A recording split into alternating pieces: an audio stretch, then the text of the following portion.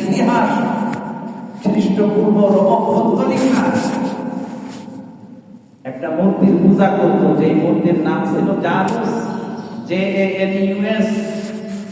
এখন তো সব মোবাইলওয়ালারা মোবাইলে সার্চ দিয়ে দেখেন JANUS, দেখবেন দুই মুখ এক মূর্তি আসে। মূর্তি তো দেখছেন জীবন পর এক মুখ মূর্তি। রোমপন্থীরা এই দুই মুখ মূর্তির পূজা করত। বছরের শেষ রাত্রে মাঝরাত বরাবর সময় পর্যন্ত এরা পিছনের মুখের আরাধনা করত, ইবাদত করত। এদের ধারণা, এদের বিশ্বাস ছিল এটা, যে বিগত বছরে যত কল্যাণ তারা লাভ করেছে ওই মূর্তির কারণে লাভ করেছে। নাউজুবিল্লাহ বলেন। এরপরে যখন রাত 12টা হয়ে যেত, মাঝরাত হয়ে যেত, ঘুরে অপর সাইডের কাছে যে ওরা ইবাদত করা শুরু করত। ওদের ধারণা, ওদের বিশ্বাস এটা, যে এই অপর সাইডের এই মুখকে যদি আমি খুশি করতে পারি তো আমার সামনের বছর ভালো যাবে। নাউজুবিল্লাহ বলেন। আমার আপনার বিশ্বাস কি এইটা? যত ভালো হোক আর মন্দ হোক সবগুলো কে করেন বলেন? আল্লাহ। আমাকে উপকার পৌঁছানোর ক্ষমতা রাখেন একজন, তিনি কে? আল্লাহ। আমাকে ক্ষতির থেকে বাঁচাতে পারেন তিনি একজন, তিনি কে? আল্লাহ। নবীজি তার প্রিয় সাহাবী, নিজের আপনি চাচাতো ভাই হযরত আব্দুল্লাহ ইবনে আব্বাস রাদিয়াল্লাহু তাআলা আনহুকে সওয়ারির পিছনে বসিয়ে তাকে নসিহত করতেছিলেন, ইয়া গোলাম ইজা সাআলতা ফাসআলিল্লাহ, হে বালক, যখন তোমার কোনো কিছু চাওয়ার প্রয়োজন হয় তো তুমি আল্লাহর কাছে চাইবা। ওয়া ইজা ইসতাআনতা ফাসতাইন বিল্লাহ, যখন তুমি সাহায্য প্রার্থনা করবা আল্লাহ পাকের কাছেই প্রার্থনা করবা।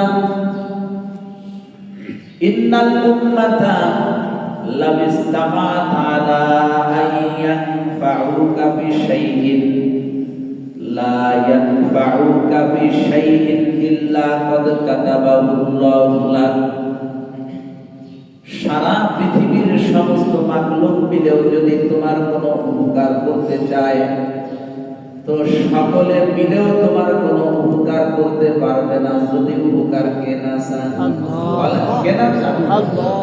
ওয়া ইন্নাল উম্মাতা লামিস্তামাত আলা আইয়াদুল্লুকা বিশাইইন লা ইয়াদুল্লুকা বিশাইইন ইল্লা ক্বাদ কাতাবাহুল্লাহু আলাইহি। সারা পৃথিবীর সমস্ত মাখলুক মিলেও যদি তোমার কোনো ক্ষতি করতে চায় তো সবাই মিলেও তোমার কোনো ক্ষতি করতে পারবে না যদি ক্ষতি কে না চান। আল্লাহ। আমাকে উপকারও একদমই পৌঁছাইতে পারে তিনি আমার আল্লাহ, আমাকে ক্ষতির থেকে একদমই বাঁচাইতে পারে তিনিও আমার আল্লাহ। রোমপন্থীরা যে বিশ্বাস নিয়ে তারা এটা করত, এগুলো জানা শোনা নাই, কিছু জানা শোনা নাই, বিতর্কীরা করে তাই করে। আমি কি করতেছি? এই যে আতশবাজি ফুটানো, এটা কি শরীয়তে জায়েজ আছে? অন্যের ক্ষতি করা, নিজের মাল নষ্ট করা, এগুলো সব কিছু বাদ দেন, যে কাদের সাথে কাদের মিল এগুলো বাদ রাখেন। কিন্তু তারপর আমরা যে কাজগুলো করি নিছক এই কাজগুলো করাই শরীয়তে হারাম। গান বাদ্য বাজালো, মানুষকে কষ্ট দিল, হারাম কাজ করলো, আতশবাজি ফুটাচ্ছে, মানুষের ভিতরে আতঙ্ক, মানুষের ক্ষতি করতেছে। আর নেশা জাতীয় দ্রব্য সেবন, সেগুলো তো আর বলার অপেক্ষাই রাখে না পুরুষ মহিলারা। এবং কত মেয়ে যে রাত্রে তার ইজ্জত সম্ভ্রম হারাবে তার কোনো হিসাব নেই। এগুলো হবে আল্লাহর হুকুমের বাইরে, নবীর তরিকার বাইরে মানুষ যখনই চলবে তখনই দুনিয়ায় ক্ষতিগ্রস্ত হবে। এজন্য আমরা প্রত্যেকে মুসলিম,